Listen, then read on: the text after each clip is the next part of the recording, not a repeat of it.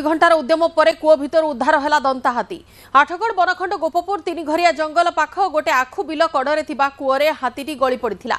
One विभाग JCB सहायतार कूओ कड़े खोली 2 घंटा हाथीटी कूअरे संघर्ष करने पर सफलतार सह वन विभाग ताकू उद्धार करिछि। एक्सक्लूसिव फुटेज आप देखुंट।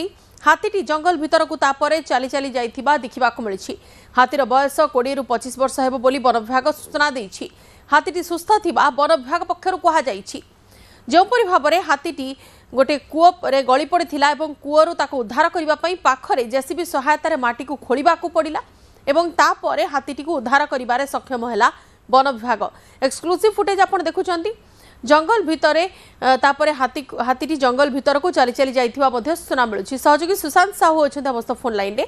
सुशांत, केमिति कोन घटना घटिला एवं एबे हाथी सुस्थ भाबरे चली जाइछ जंगल भितर को?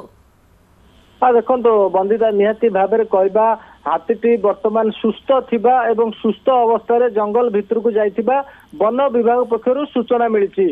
जदि कहवा हाथीटी जो जंगल रे बुलुथिला जंगल कड़े थिबा एक कूअरे हाथीटी अचानक गली पड़िथिला, जहाँकि वन विभाग कर्मचारी माने पेट्रोलिंग करुथिबा समय कूअ भितर हाथीर गर्जन शुभिथिला। जेतबेले से टर्च मारी देखिथिले कि हाथीटी पानी भितर छटपट अवस्था थिला एवं ताको जागा नथिला भितर बुलिया पई।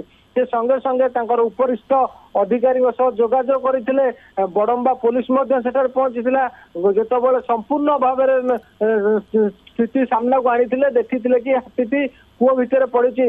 वन विभाग एक जेसीबी जाई सेठारे कूअर कड़ू खोलीथिला, जहाँकि दीर्घ 2 घंटा खोलिबा परे हाथीटी कूओ भितर बाहर को बाहरी बाहर बाहरी जंगल भितर को सुस्थ अवस्था चली चली जाइथिबा चित्र स्पष्ट होइछि। वन विभाग सूचना देछि कि हाथीटी सुस्थ अछि, जहाँकि हाथीटीर बयस पाखापाखि 20 ରୁ 25 वर्ष हम। हाथीटी दंता हाथी बोली जहाँ चित्र स्पष्ट होइछि। अन्यपटे वन विभाग सूचना देछि। ये कहबा केउठी ना केउठी वन विभाग जो पारिबा पणिया उपर प्रश्न उठुतिला। वन कर्मचारी माने जो सठिक समय ड्यूटी करनथिले पूर्व प्रश्न उठुतिला। आज वन विभाग सठिक ड्यूटी पाई सठिक परिचालना पाई गोटे मूल्यवान हाथीर जीवन बंची जाइछि एवं हाथीटी सफलतार सह कूओ भितर उद्धार हो जंगल भितर को जाइथिबा देखिबा को मिलिछि।